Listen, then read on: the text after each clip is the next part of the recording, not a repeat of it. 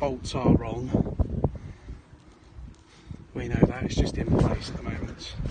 Headlight guards are fitted. We need to do a little bit of touching up in the paint, obviously.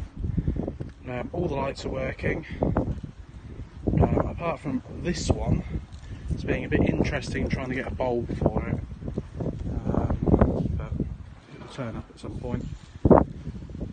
This door needs another coat of paint. As you can see, there's just a little bit of silver still coming through. But it's only had a single coat.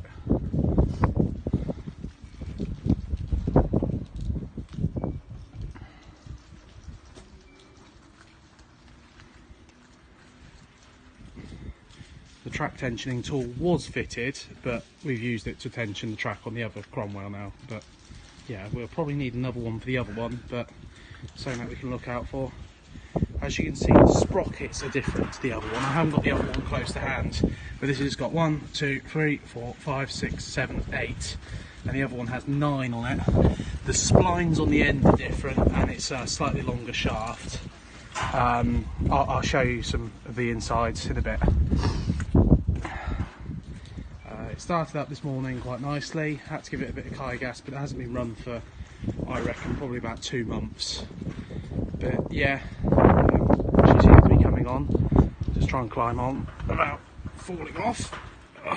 The bolts need tightening up here.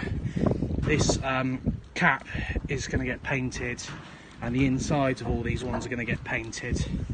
But yeah, the vehicle's filled with antifreeze, 50-50 mix with blue in it, which is the engine's quite happy with.